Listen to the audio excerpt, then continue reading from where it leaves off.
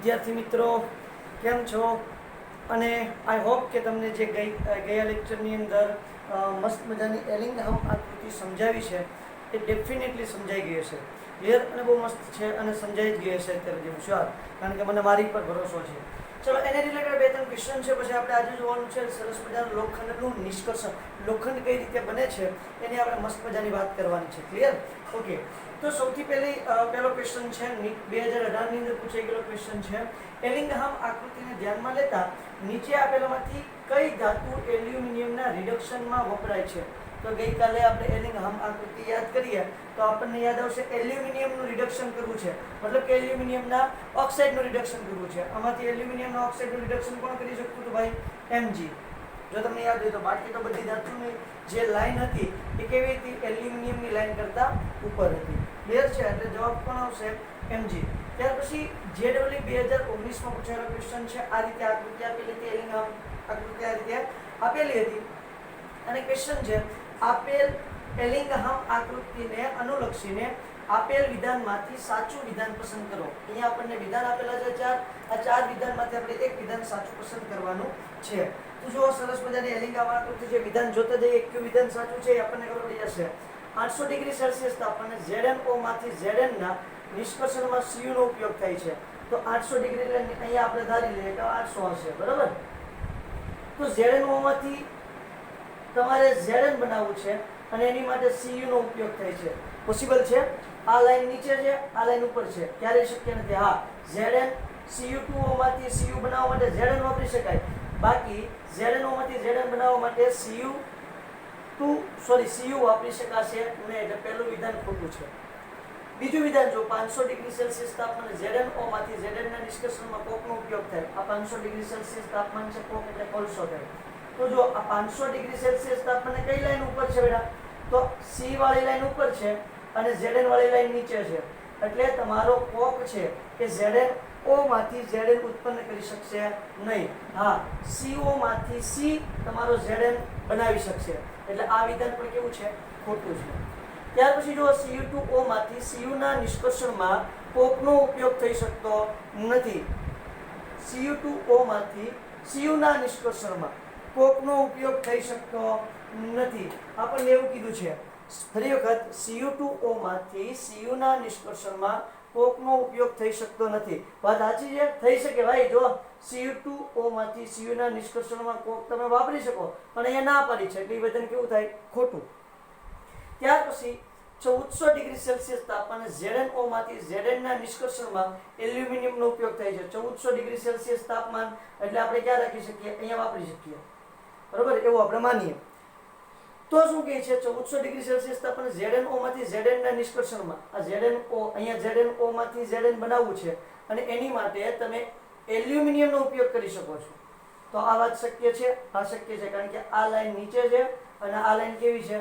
ઉપર છે. એટલે ZnO માંથી Zn તમે સરળતાથી બનાવી શકો એલ્યુમિનિયમની મદદ વડે. એટલે આપણો ઓપ્શન કયો સાચો પડશે? ઓપ્શન ડી 2019 JEE ની અંદર પૂછેલો ક્વેશ્ચન છે. આ ત્યારે જ તમને સમજાશે જ્યારે તમે એલિંગહામ આકૃતિ સરસ રીતે ભણ્યા હશો. ક્લિયર? ત્યાર પછી મેં તમને કીધું હતું છેલ્લા 2 વર્ષથી એલિંગહામ આકૃતિનો ક્વેશ્ચન તો JEE માં આવે જ છે. તો જુઓ, JEE 2020 ની અંદર ક્વેશ્ચન પૂછાયેલો છે. એ BO2 નું રિડક્શન ક્યારે કરશે?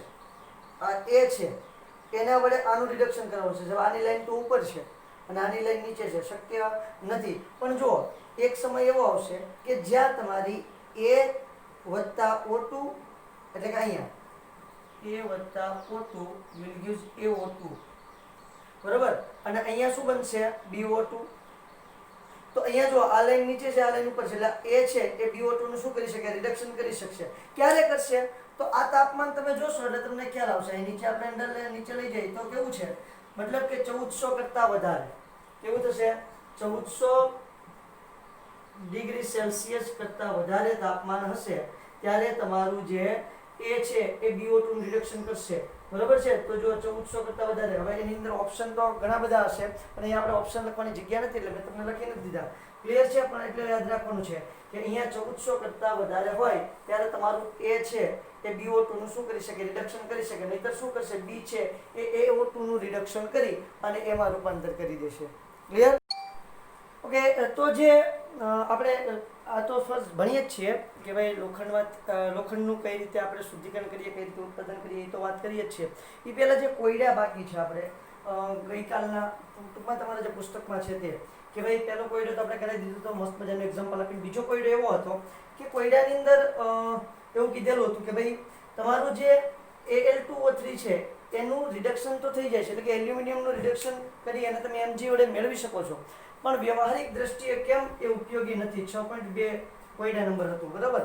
તો એટલા માટે ઉપયોગી નથી સાહેબ, તમે જ્યારે એલ્યુમિનિયમનું આપણે જ્યારે શુદ્ધિકરણ કરશું, એનું રિડક્શન કરશું ત્યારે તાપમાન આપણે વધારે જોઈશે, બરાબર છે? તો વધારે તાપમાને તો પછી શું થાય છે તો કે એક તો તમારું ZnO જે છે એટલે જે ZnO જે બને છે એ લિક્વિડ બની જાય છે, અને બીજું ઊંચા તાપમાને પાછું પ્રક્રિયા કેવી થઈ જાય છે, ઉલટી થઈ જાય છે. Al2O3 છે એ તમારા ZnO નું પાછું શું કરવા મળે છે, રિડક્શન કરવા મળે છે. એટલા માટે વ્યવહારિક દ્રષ્ટિએ બિનઉપયોગી છે. ત્યાર પછી ક્વેશ્ચન નંબર 6.3 કોયડા નંબર 6.3 છે. 6.3 શું કહે છે તો કે 6.3 ના કહેવા મુજબ એવું કહે છે કે ભાઈ તમારા સોલિડ કરતા લિક્વિડ સ્ટેટ હોય ત્યારે જે રિડક્શન છે તે સરળ બને છે. રિડક્શન સરળ બને છે. હવે બહુ સીધી અને સિમ્પલ વાત છે, તમે સિમ્પલી વિચારી લો. આ ગ્રાફની અંદર જરા કઈ આમનું દોરીને બતાવું છું, બરાબર? હવે સમજો કે અહીંયા તમારું એલ્યુમિનિયમ હતું, બરાબર? હવે અહીંયા તમારું ઝિંક હતું. હવે જુઓ લિક્વિડ સ્ટેટની અંદર શું થાય છે તો કે ભાઈ પહેલા સોલિડ સ્ટેટમાં હોય ત્યારે આ ઢાળ જે છે, ઢાળમાં ડેલ્ટા એસ નું મૂલ્ય ઓછું ધન હોય, બરાબર છે? જ્યારે લિક્વિડ સ્ટેટમાં કેવું હોય, ધન મૂલ્ય વધારે હોય. હવે જુઓ કેવું થશે, સમજો કે ભાઈ અહીંયા બીજો એક પદાર્થ કોઈ લીધો છે, મેં XYZ કોઈ એક પદાર્થ લીધો છે. હવે અહીંયા શું થાય છે તો કે અહીંયા બે વચ્ચે ડેલ્ટા G નો તફાવત જુઓ, અને સમજો કે કોઈ આ તાપમાને જઈએ આપણે, આ તાપમાન, ત્યારે ડેલ્ટા G નો તફાવત જોઈએ, અહીંયા આવશે અને આ અહીંયા આવશે. તો અહીંયા જ્યારે ઘન સ્વરૂપમાં હોય ત્યારે ડેલ્ટા G નો તફાવત કેવો થશે, ઓછો ઋણ મળશે. જ્યારે કોઈ એક પદાર્થ પ્રવાહીમાં હોય બીજો પદાર્થ ઘનમાં હોય ત્યારે ડેલ્ટા G નો તફાવત કેવો મળશે, ખૂબ વધારે ઋણ મળશે. એટલા માટે તમારું જે રિડક્શન છે એ ઘન કરતા પ્રવાહી સ્વરૂપમાં વધારે સરળતાથી થશે. ક્લિયર? ચલો વેલ, આ હું ભૂસી કાઢું છું, મતલબ કે જે વધારાનું આપણે લખ્યું છે એ ગ્રાફ આપણે ભૂસી કાઢીએ છીએ. આ ગ્રાફ મેં પહેલેથી દોરેલા રાખ્યા છે, આકૃતિ અને ગ્રાફ એટલા માટે દોરેલા રાખ્યા છે કે ભાઈ આપણે દોરવામાં એનો સમય વેસ્ટ ન થાય, એટલા માટે. બહુ સિમ્પલ છે અને તમે ઓલરેડી 10માની અંદર ભણી ચૂક્યા છો. મેટલર્જી તો તમે 10મામાં સરસ મજાનું ભણી ગયા છો, CBSE ની અંદર પણ આવે છે. મેટલર્જી એટલે શું થાય તો કે ભાઈ તમારે જે ધાતુ કર્મ વિધિ, આપણે એને ગુજરાતીમાં શું કહીએ છીએ, ધાતુ કર્મ વિધિ, અને ઇંગ્લિશમાં કહેવાય મેટલર્જી, બરાબર છે? તો એ તો તમે ઓલરેડી ભણી ગયા છો. એટલે આવડા લોખંડની જે વાત ભઠ્ઠી છે, આ વાત ભઠ્ઠીને તમે બહુ સારી રીતે ઓળખો છો. અહીં લખી નાખું છું વાત ભઠ્ઠી, બરાબર છે? અને આ છે તમારો એલિંગહામ આકૃતિ. આ શું છે, એલિંગહામ આકૃતિ, એને પણ તમે ઓળખો છો.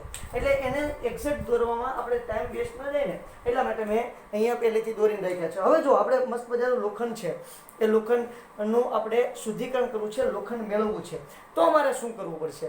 તો પહેલી વાત બેટા કે લોખંડ મેળવવા માટે ખાસ કરીને કોણ વપરાય છે તો કે લોખંડ મેળવવા માટે વપરાતી હોય છે Fe2O3, Fe2O3 અને Fe3O4, હેમેટાઇટ અને મેગ્નેટાઇટ.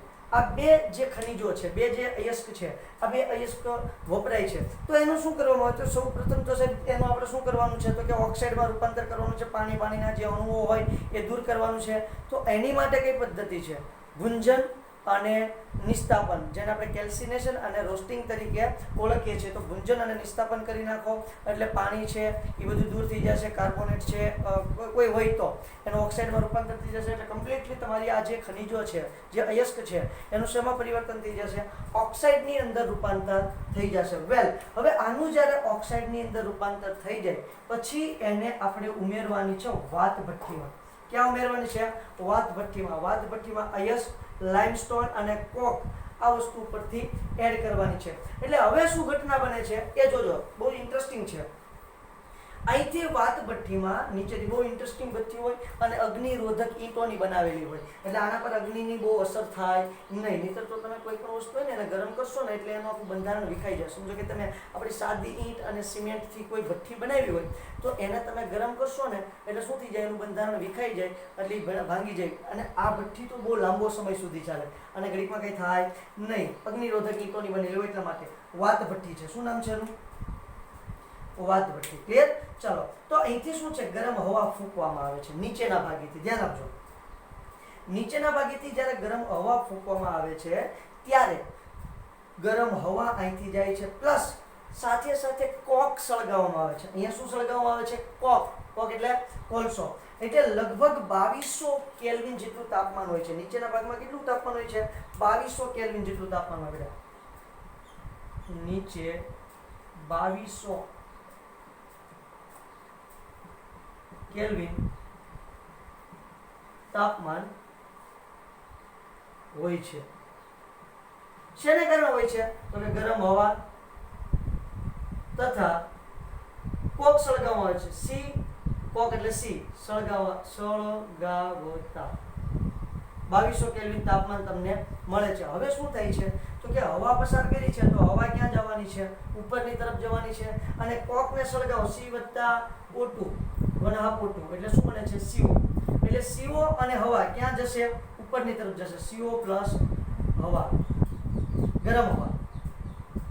તો ઉપરની સાઈડ જાય તો સ્વાભાવિક છે ને ભાઈ, ઉપરની સાઈડ એટલું તાપમાન થોડું રહેવાનું. ઉપર જાય એટલે હવા કેવી થઈ જાય? થોડીક તો ઠંડી થશે ને. અહીંયા ફૂલ ગરમ હવા હોય, ઉપરની સાઈડ કેવી થઈ જશે? ઠંડી હવા થઈ જશે. એટલે અહીંયા તાપમાન ઘટે છે અને અહીંયા વધારે હોય. એટલે જુઓ 1070, 1270, 1570, 2170 આવા તાપમાન મેં ઓલરેડી લખીને રાખ્યા છે. ક્લિયર છે? અને એ જ ઘટના આપણે હમણાં અહીંયા પણ સમજવાની છે. જે એલિંગામ આકૃતિ છે એની અંદર બહુ ઇન્ટરેસ્ટિંગ છે. કાલની જે વાત છે એ જ રિપીટ કરવાની છે. કાલ મેં એટલે જ તમને પહેલા એક્ઝામ્પલ આપીને સમજાવી દીધું એટલે તમને અહીંયા સમજવામાં બહુ સરળતા રહેશે. જટાજટ ફટાફટ તમે સમજી જશો. ઓકે, તો અહીંયા જેમ હવા ઉપર જાય એમ શું થશે તો કે હવા જે છે એ કેવી પડતી જશે બેટા? ઠંડી પડવા લાગશે. કેવી પડવા લાગશે? ઠંડી થોડી પડશે એટલે તાપમાન ઉપરના ભાગમાં ઘટી જશે. હવે તમારે ઉપરથી અયસ્ક, લાઇમસ્ટોન અને કોક દાખલ કરવાનું છે. અયસ્ક, લાઇમસ્ટોન અને કોક ઉપરના ભાગમાંથી તમારે દાખલ કરવાનું છે. હવે આ દાખલ થતા જે કોક, લાઇમસ્ટોન અને અયસ્ક છે એ તાપમાનના જુદા જુદા ગાળામાં તમને અલગ અલગ પ્રક્રિયા આપી અને અંતે શું આપે છે? લોખંડ આપે છે. આને જરા ભૂસી કાઢું છું કારણ કે હવે મારે તમને સરસ મજાની વાત કરવી છે લોખંડના શુદ્ધિકરણની. ઓવેલ અને ઉપરના ભાગેથી અહીંથી જે હવા પસાર કરો ને ઉપરના ભાગેથી શું થાય છે? નીકળી જાય છે. આગળ વધું છું. તો આગળ વધુ એટલે તમે ધ્યાન આપજો બેટા કે હવે અહીંયા સૌથી પહેલા 500 થી 800 કેલ્વિન તાપમાનનો ગાળો આવે છે. અહીંયા શું આવશે? ઊંચું તાપમાન છે એટલે 500 થી 800 કેલ્વિન તાપમાન. બરોબર છે? આઈ હોપ કે તમને દેખાતું છે. જરા જોઈ લો આ જે માર્કર છે એનાથી દેખાય છે વ્યવસ્થિત? ઓકે, નહીંતર લાલ માર્કરથી લખતું જાઓ બેટા. જો વ્યવસ્થિત અહીંયા લાલથી લખતું જાઓ અને નીચે છે ને બ્લેકથી લખતું જેવું કરું. ચાલો, 500 થી 800 કેલ્વિન તાપમાનનો ગાળો થશે. તો 500 થી 800 કેલ્વિન તાપમાનના ગાળામાં શું ઘટના બને છે એ આપણે જોવાનું છે. તો 500 થી 800 કેલ્વિન તાપમાનના ગાળામાં તમારે એવી ઘટના બને છે કે જે તમારું Fe2O3 છે અને Fe3O4 છે એનું FeO માં રૂપાંતર થાય છે. શેમાં રૂપાંતર થાય છે? FeO માં રૂપાંતર થાય છે. એ ઘટના હું અહીંયા લખતો જાઉં છું. અહીંયા લખી નાખું, ન્યાય લખી નાખું એટલે તમને એકદમ મસ્ત મજાનું યાદ રહી જાય. તો અહીંયા લખું છું 500 થી 800 કેલ્વિન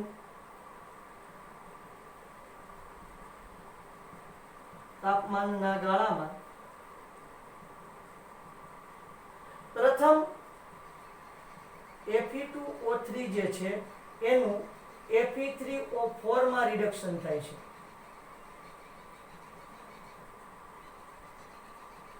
જો ભાઈ ઓક્સિડેશન તો આપણે કરી નાખ્યું છે, નિસ્તાપન અને ભુંજનથી ઓક્સિડેશન કરી નાખ્યું છે એટલે ઓક્સાઇડ સ્વરૂપની તો ધાતુ આપણી પાસે છે જ.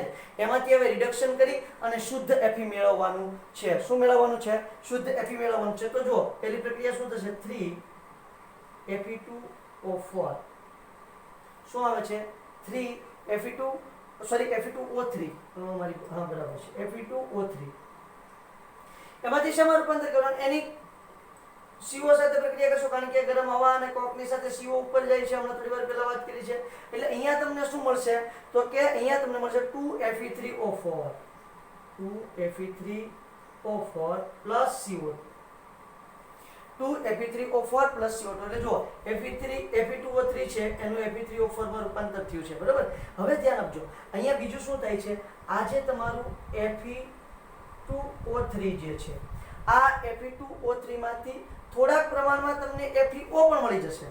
Fe2O3 વત્તા CO will gives FeO 2FeO શું મળ્યું છે 2FeO મળ્યું છે અને સાથે સાથે તમને શું મળી જશે CO2. ક્લિયર થાય છે આખી વાત એટલે જોવો જોઈએ ચાર ઓક્સિજન થઈ ગયા ઓકે થઈ ગયા છે. તો આવી રીતે થશે. હવે બીજું શું થાય છે તો કે ભાઈ આ જે તમારું Fe3O4 છે તો ધ્યાન આપજો Fe3O4 દેખાય છે બેટા જરા કેમેરામાં એ જોઈ લો એ અગત્યનું છે.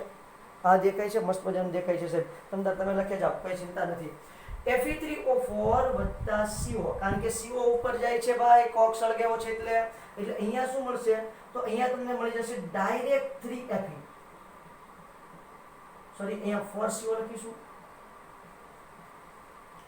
એટલે મળશે 3Fe વત્તા 4CO2 અને બીજું આ જે Fe3O4 જે છે આ Fe3O4 ની CO સાથે પ્રક્રિયા કરાવીશ એટલે મને FeO પણ મળશે ભાઈ. શું મળશે FeO 3FeO plus CO2. આ આખી ઘટના ક્યાં ગાળામાં બને છે અહીંયા 500 થી 800 કેલ્વિનના તાપમાનના ગાળામાં બને છે એટલે હું જરા અહીંયા ફટાફટ લખીને તમને દેખાડી દઉં છું. જે અહીંયા રિએક્શન લખી છે 3Fe2O3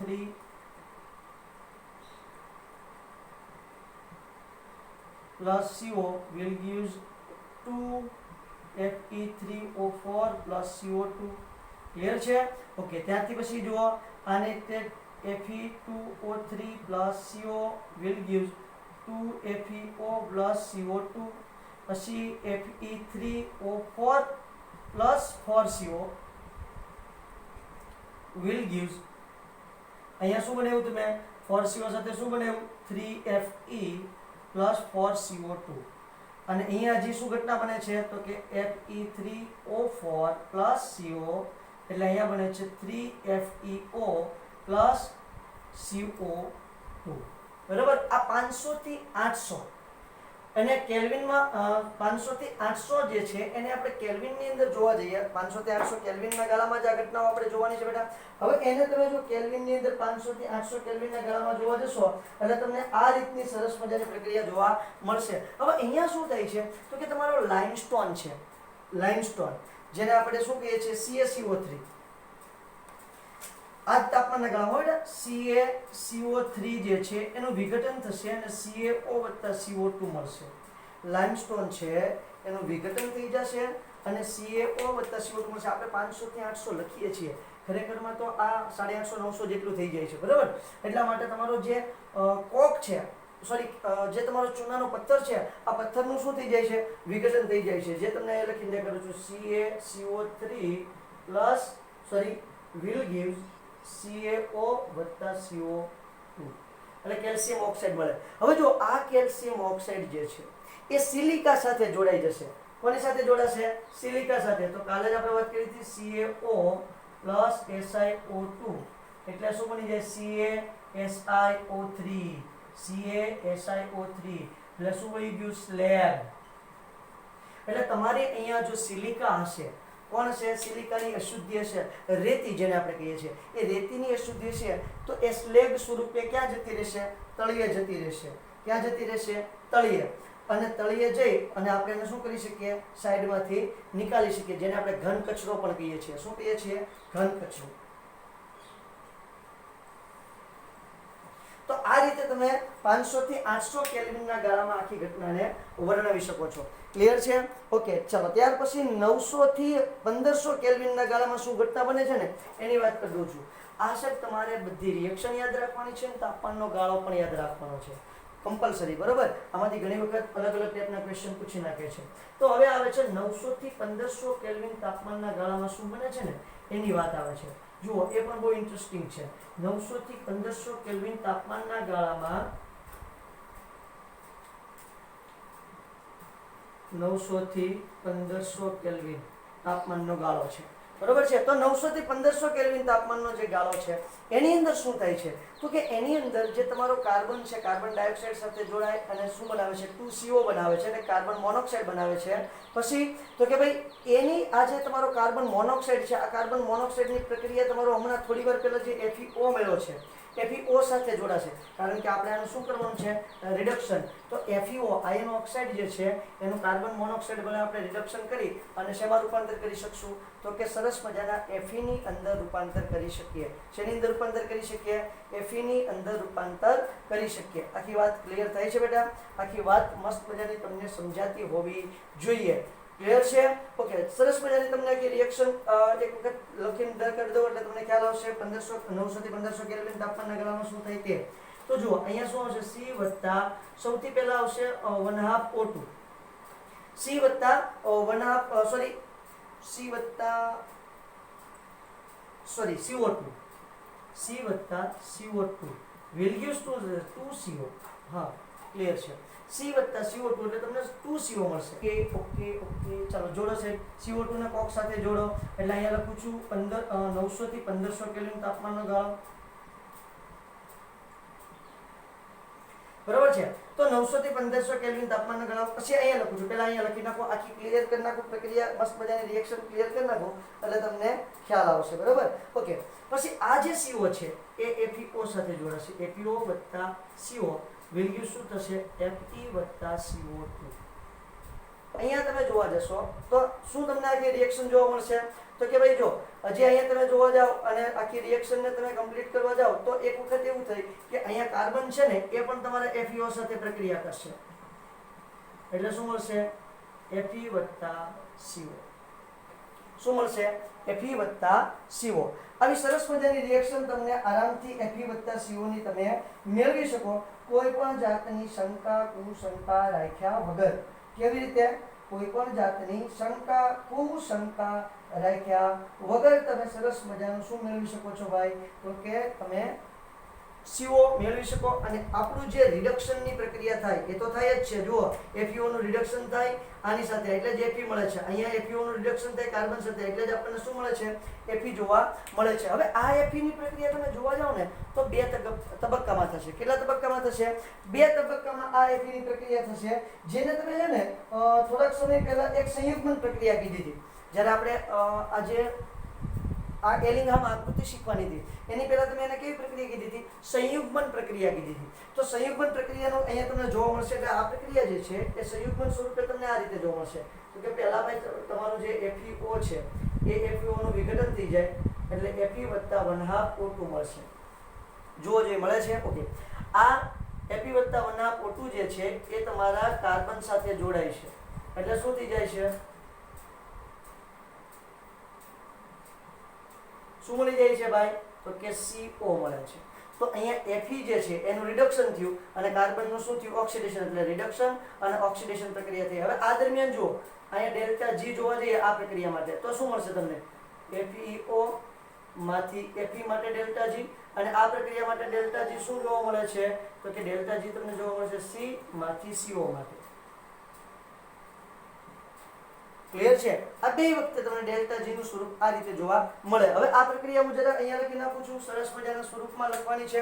બસ આને અહીંયા ઉતારી નાખવાની છે ખાલી, એટલે રેડ માર્કર થી ઉતારું જો જેથી કરીને તમને થોડીક સરળતા રહે અને તમને આરામથી સમજાઈ જાય, બરોબર છે. ત્યાં પણ તમારું સ્લેગ છૂટું પડવાનું છે બેટા, ત્યાં પણ શું થવાનું છે, સ્લેગ છૂટું પડવાનું છે. હમણાં છૂટું પાડું છું કારણ કે સ્લેગ તો કેવું છે, ઘન સ્વરૂપમાં છે એટલે એ તો ક્યાં જશે, નીચેની તરફ જ જશે. ક્લિયર છે? એટલે આ જે તમારું CaO છે ને અહીંયા મેં સ્લેગ તરીકે દેખાડ્યું હતું પણ એ સ્લેગ છૂટું અહીંયા હું પાડીશ હમણાં. અહીંયા મેં જો સ્લેગ છૂટું પાડીને દેખાડ્યું નથી, બરોબર. એટલે આવે છે 900 બ્લેક થી જરાક તો દેખાશે નહીં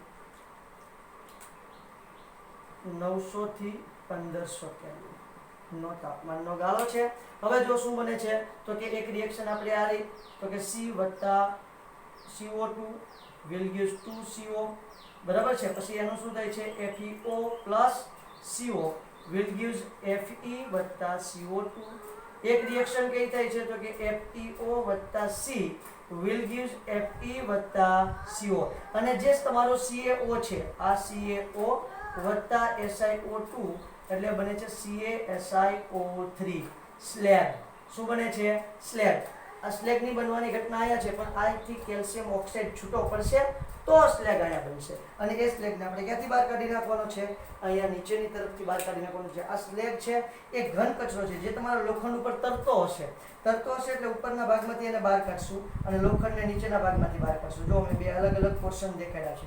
ક્લિયર છે? ઓકે. તો આ રીતે 900 થી 1500 કેલ્વિન તાપમાનના ગાળામાં પ્રક્રિયા થાય. આ સંયુગ્મન પ્રક્રિયા છે. હવે સંયુગ્મન પ્રક્રિયા જે છે FeO એટલે FeO માંથી Fe બનાવે છે. આ કઈ પ્રક્રિયા છે? રિડક્શનની. C એની ઓક્સિજન સાથે પ્રક્રિયા કરવાનું CO બને તો આ ઓક્સિડેશન પ્રક્રિયા છે. તો આ સંયુગ્મન પ્રક્રિયામાં આપણે એક શબ્દ એવો વાપર્યો હતો કે આ બંનેનો સરવાળો થાય ને તો પરિણામી ડેલ્ટા G કેવું આવવું જોઈએ? ઋણ આવવું જોઈએ. આ પૂછી નાખું છું બેટા.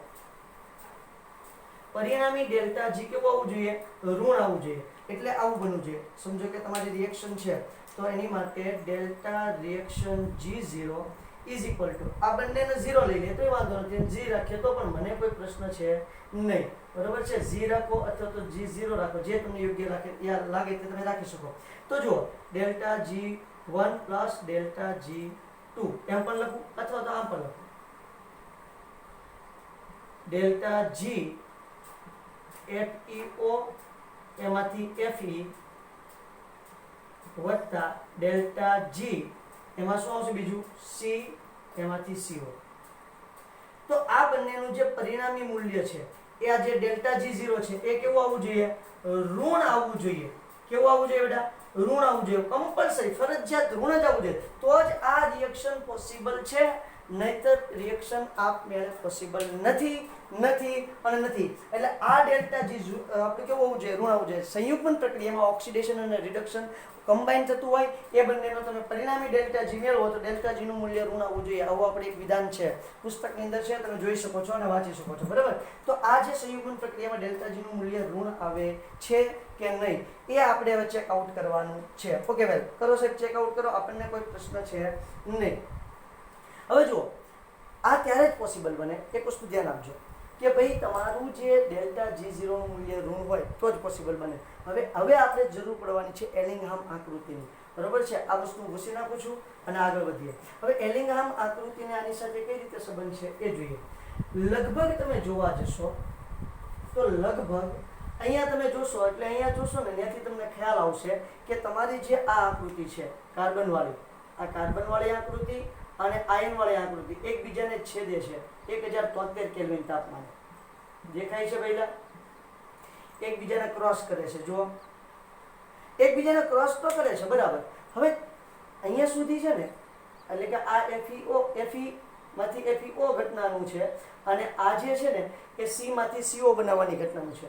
અહીંયા તો તમારું પોસિબિલિટી ઓછી છે પણ અહીંયા તમે જોશો એટલે તમને ખ્યાલ આવશે. આની પછીના કોઈ પણ બિંદુએ તમે જોશો એટલે જે તમારું FeO છે ને એ FeO કોના વડે તો કે અહીંયા ઉપરની લીટી છે, આ નીચેની લાઈન છે.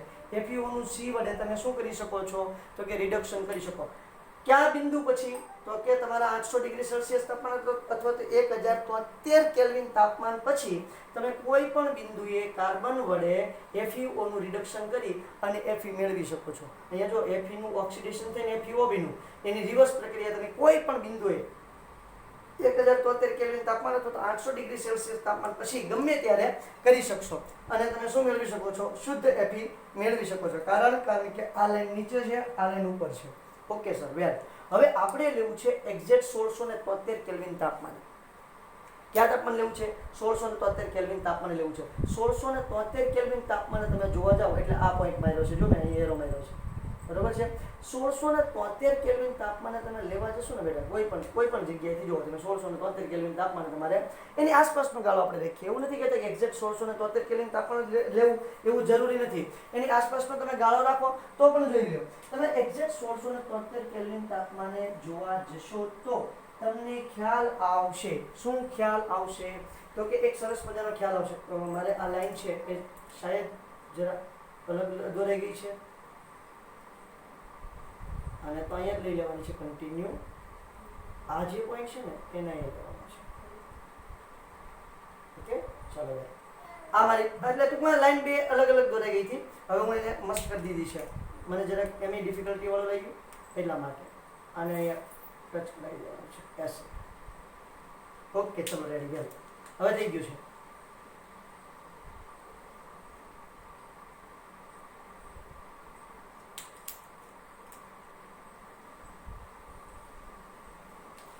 ઓકે તો જો આપણે એક્ઝેક્ટ 1400 ડિગ્રી એટલે કે 1673 કેલ્વિન તાપમાન લેવા જઈએ. હવે 1673 કેલ્વિન તાપમાન ડેલ્ટા જી અહીંયા છે. કોના ડેલ્ટા જી નું મૂલ્ય વધારે છે એટલે કે ધન છે. તો તમે જોશો ને તો જો તમે જોશો એટલે તમને ખ્યાલ આવશે કે ભાઈ તમારા આ ડેલ્ટા જી અને આ ડેલ્ટા જી 1673 કેલ્વિન તાપમાનની વાત કરું છું બેટા. એક્ઝેક્ટ આ પોઈન્ટની વાત કરું છું બે માટે બરોબર છે.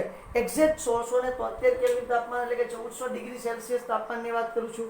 ત્યારે તમે જોવા જશો તો અહીંયા તમારું ડેલ્ટા જી કોણ આવશે? તમે ડેલ્ટા જી અહીંયા જે તમે ડેલ્ટા જી મેળવ્યું છે અહીંયા બરોબર છે અને એક ડેલ્ટા જી મેળવ્યું છે અહીંયા. જોઈ લ્યો તો આ ડેલ્ટા જી કોનું છે? તો કે એફઈઓ વાળી ઘટના જે હમણાં થોડી વાર પહેલા આપણે જોઈ હતી એ ડેલ્ટા જી છે. એટલે કે ડેલ્ટા જી એફઈઓ માંથી એફઈ વાળી બરોબર છે. આ ડેલ્ટા જી એફઈઓ માંથી એફઈ વાળી ઘટનાની વાત છે. પછી આ જે ડેલ્ટા જી છે આ ડેલ્ટા જી તમારું કયું છે? તો જુઓ કાર્બન માંથી સીઓ વાળી ઘટનાનું ડેલ્ટા જી છે. ક્લિયર છે? કયું મૂલ્ય આ જે રેડ દેખાડેલું છે તે મૂલ્યની વાત કરું છું. આ મૂલ્ય આ 300 વાળું નહીં. અહીંયા જગ્યા ઓછી છે એટલા માટે મેં અહીંયા લખ્યું છે. હવે તમે જોશો તો તમને ખ્યાલ આવશે કે કોનું ડેલ્ટા જી વધારે છે બાપુ? કોનું ડેલ્ટા જી 0 નું મૂલ્ય વધારે છે મતલબ કે વધારે ઋણ છે. તો જુઓ આનું ડેલ્ટા જી 0 નું મૂલ્ય કેવું છે?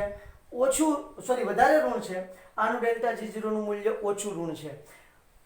ધનની બાબતમાં વાત કરીએ મતલબ કે આ ઋણ મૂલ્યની એમ નોર્મલી વિચારીએ તો કોણ મોટું થાય? આ મોટું થાય કે આ મોટું થાય? તો કે ભાઈ એફઈઓ વાળું જે મૂલ્ય છે એ એફઈઓ વાળું મૂલ્ય છે તમારું મોટું થશે અને તમારું જે સીસીઓ વાળું મૂલ્ય છે કેવું થશે?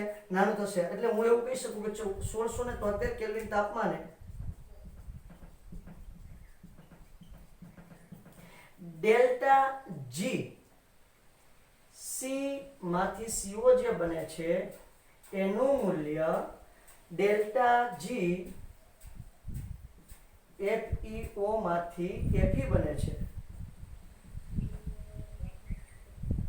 એની કરતા કેવું છે? નાનું છે. This is the most important point. This is the most important point. આ આપણે ખાસ અગત્યનો પોઈન્ટ છે. MCQ માં પૂછવા માટે અગત્યનો છે. ત્યારે તમને પછી કોઈ આ ગ્રાફ નહીં આપે. ત્યારે તમને સીધું જ પૂછી નાખશે. લોખંડ માટે સ્પેસિફાઈ છે. આ ગ્રાફ આપેલો છે. એટલે આ ગ્રાફ તમારે લોખંડ માટે તો કમ્પલસરી યાદ રાખવો જ પડશે. બરોબર છે? સ્પેસિફાઈ છે એટલે તમારે એને કમ્પલસરી યાદ રાખી અને તમારે જોઈ જ લેવો પડે. કઈ ના ચાલે. ક્લિયર? હવે જો એને આપણે છે ને એક કામ કરીએ. શું કામ કરવું છે? તો કે એનું એક મને રિડક્શનનું કાલે જે તમે ગણતરી કરી હતી ને એવું રિડક્શન વાળું ગણતરી કરેલું મૂલ્ય મને દેખાડો ને તો મને વધારે સમજણ પડે. પાક્કું? તમને એવી રીતે વધારે સમજણ પડશે? જો એવી રીતે વધારે સમજણ પડવાની હોય તો હું તમને 100% ગણતરી કરીને મૂલ્ય દેખાડી દઉં. ચલો રેડી? ઓકે તો હું રેડી છું. તમે કેમ છો એ મને ખબર નથી. તો આની માટે પહેલા જોઈએ છે 2Fe + O2 will gives 2FeO. એની માટે ડેલ્ટા જી નું મૂલ્ય તમે જોઈ શકો -341 કિલોજૂલ પ્રતિ મોલ. રેડી? હવે બીજું મૂલ્ય CO માટે લઉં છું. જે તાપમાન એક્ઝેક્ટ રાખ્યું છે મેં તાપમાનમાં હું ફેરફાર નથી કરતો. જોઈ લો 1400 ડિગ્રી સેલ્સિયસ હતો તો 1673 કેલ્વિન તાપમાન. ત્યારે આ ઘટના તમે જુઓ છો 2C + O2 will gives 2CO. Clear છે? એની માટે ડેલ્ટા જી નું મૂલ્ય તમે જોવા જાઓ તો ડેલ્ટા જી નું મૂલ્ય કેટલું છે? -447 કિલોજૂલ. કેટલું છે બેટા? -447 કિલોજૂલ તમને મૂલ્ય મળશે. ઓકે હવે મારે શું કરવાનું છે ભાઈ? મારે તો લોખંડ જે છે એ લોખંડના ઓક્સાઇડમાંથી લોખંડ છૂટું પાડવાનું છે. મારે શું કરવાનું છે? લોખંડના ઓક્સાઇડમાંથી લોખંડ છૂટું પાડવાનું છે. એટલે કે આયનનો જે ઓક્સાઇડ છે આ આયનના ઓક્સાઇડમાંથી આયન છૂટું પાડવાનું છે. તો શું કરી શકું હું? ખબર નહીં. તો એક તો ઘટના કરવી જ પડશે કારણ કે અહીંયા FeO નિપજમાં મળશે. એટલે આ જે પ્રક્રિયા છે એને મારે શું કરવું પડશે? ઉલટાવીને લખવી પડશે. એટલે અહીંયા લખી નાખું છું અને રિએક્શન 1 કહી દઉં અને રિએક્શન 2 કહી દઉં. અહીંયા લખું છું સમીકરણ 1 ને ઉલટાવીને લખતા, બરોબર છે? બહુ સિમ્પલ રીતે શીખડાવો, અથવા તો બાદબાકી કરો તોય મને વાંધો નથી, પણ આપણે શું કરી નાખીએ, ઉલટાવીને જ લખી નાખીએ એટલે વાંધો ના આવે. 2FeO will gives શું થઈ જશે? 2Fe વત્તા O2 થઈ જાય. હા સાહેબ, મસ્ત મજાનું થઈ જાય છે. ચલો વેલ, તો જુઓ જરાક આ પ્રક્રિયાને ઉલટાવી નાખી છે બેટા, ધ્યાન આપજો. આ રિએક્શનને ઉલટાવી નાખી તો ડેલ્ટા જી નું મૂલ્ય કેવું થઈ જાય? ઉલટાઈ જાય એટલે ડેલ્ટા જી બરાબર શું થઈ જાય? +341 કિલોજૂલ.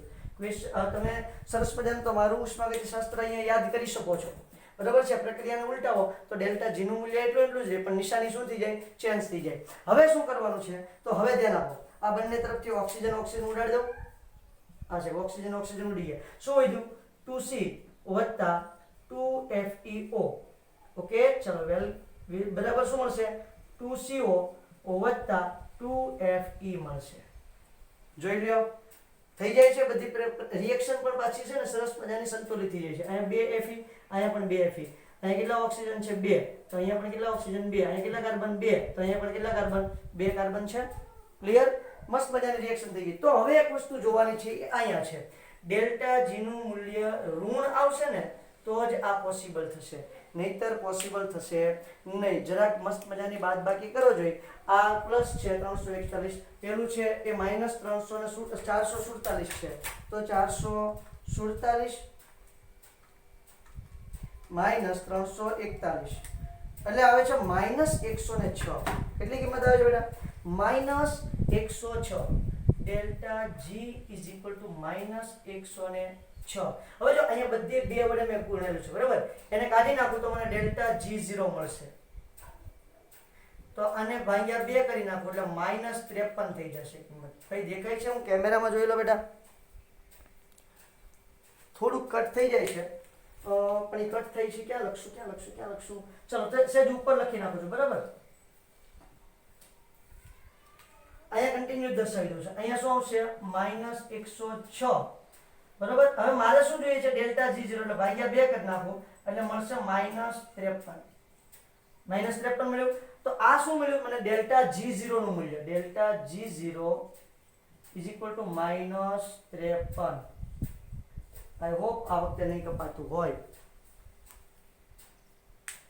દેખાય તો જાય છે, બરોબર? નથી વાંધો આવતો. ચલો આ રીતે જરાક જોઈ નાખીએ. ક્લિયર છે? મસ્ત મજાનું.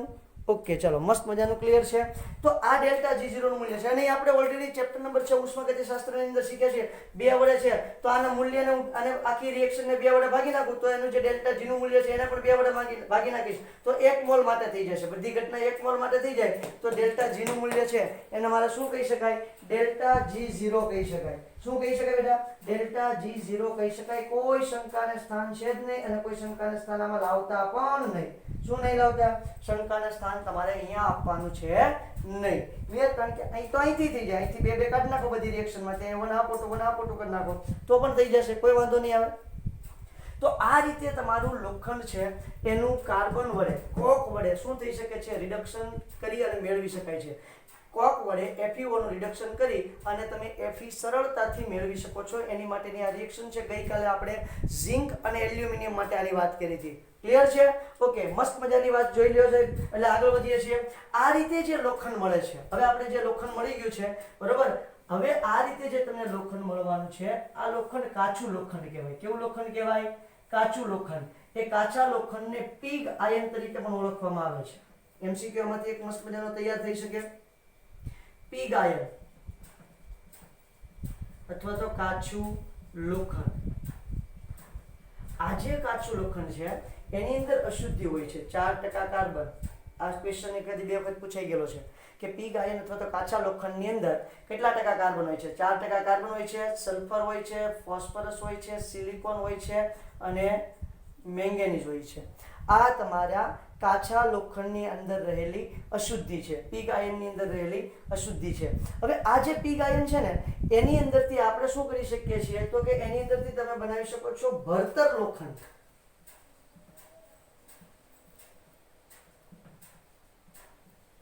કેવું લોખંડ બનાવી શકો છો બેટા? ભણતર લોખંડ એટલે અહીંયા તમને જે મળે છે ને એ પીગ આયન મળશે.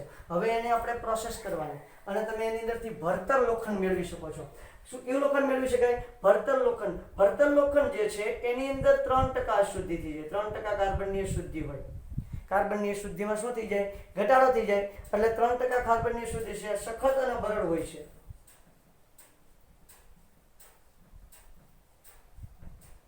જેને આપણે બીડ કહીએ છીએ. દેશી ભાષામાં શું કહીએ છીએ આપણે એને? બીડનું લોખંડ એ તરીકે ઓળખીએ છીએ. એને ખરેખર શું બોલાય છે? ભણતર લોખંડ. કેવું લોખંડ બોલાય છે? ભણતર લોખંડ તરીકે ઓળખવામાં આવે છે. ક્લિયર થાય છે આખી વાત? તો આ તમારા ભણતર લોખંડની વાત છે. હવે લોખંડનું શુદ્ધ સ્વરૂપ જેને આપણે કહીએ છીએ ઘડતર લોખંડ. શું કહીએ છીએ? ઘડતર લોખંડ તરીકે ઓળખીએ છીએ. ઓ સાહેબ, ઘડતર લોખંડ કઈ રીતે બનાવવાનું છે? કઈ રીતે કરવાનું? આરામથી તમને મળી જશે. ઘડતર લોખંડ આરામથી મળી જશે. પહેલા તો ભણતર લોખંડની વાત સમજી લો અને પીગ આયનની વાત સમજી લો. ફરી વખત બોલું છું. પીગ આયન એટલે કાચું લોખંડ, 4% કાર્બન, સલ્ફર, ફોસ્ફરસ, સિલિકોન અને મેંગેનીઝ હોય છે અશુદ્ધિ તરીકે. બરાબર?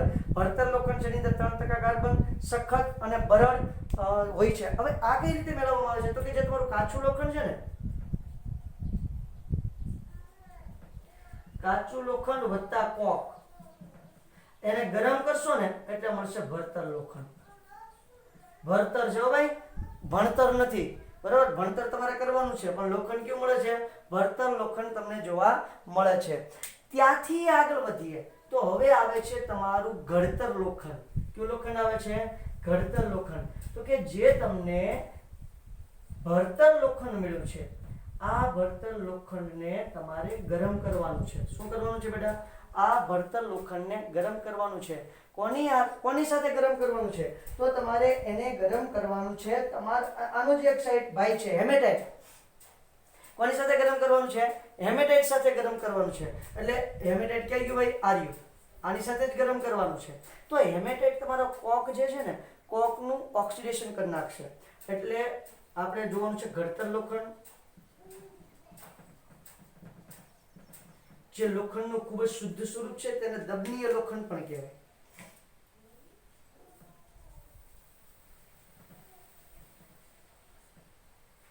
કેવું લોખંડ તરીકે ઓળખવામાં આવે છે?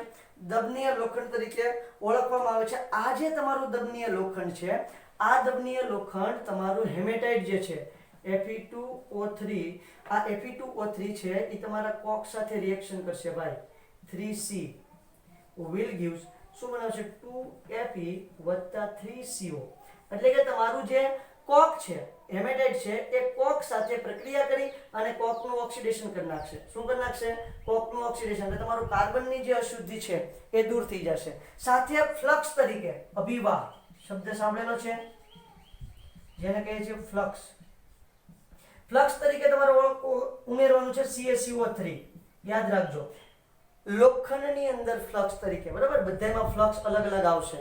અલગ અલગ જે ધાતુનું જ્યારે આપણે નિષ્કર્ષણ કરશું ત્યારે અલગ અલગ ફ્લક્સ તમને જોવા મળશે. અહીંયા તમે ફ્લક્સ તરીકે CaCO3 ઉમેરશો, જે શેમાં રૂપાંતર પામે છે? સ્લેગમાં. અને ફ્લક્સ કોને કહેવાય? જે તમારી ધાતુ ઉત્પન્ન કરવાની પ્રક્રિયા સરળ બનાવે એને સ્લેગ કહેવાય. શું કહેવાય? ધાતુ ઉત્પન્ન કરવાની પ્રક્રિયા સરળ બનાવે એને સ્લેગ કહેવાય. એક ક્વેશ્ચન એકાદો વર્ષ એવો હતો, લોખંડની અંદર સ્લેગ તરીકે કોણ વપરાય? અથવા સોરી, લોખંડની અંદર અભિવાહ તરીકે એટલે કે ફ્લક્સ તરીકે કોણ વપરાય છે? ત્યાં CaCO3 નું હતું. બરોબર છે? અલગ અલગ નામ હતા અને એક નામ હતું SiO2. તો અહીંયા જુઓ, SiO2 ને તમે જ્યારે જો CaCO3 ને SiO2 હોય ને તો CaCO3 જ તમારું ફ્લક્સ બનશે. આ ખાસ યાદ રાખજો. પણ CaCO3 સમજો કે તમને ક્વેશ્ચનની અંદર આપેલ નથી. બરોબર? આવો એક ક્વેશ્ચન એકાદી વખત પૂછાઈ ગયેલો છે.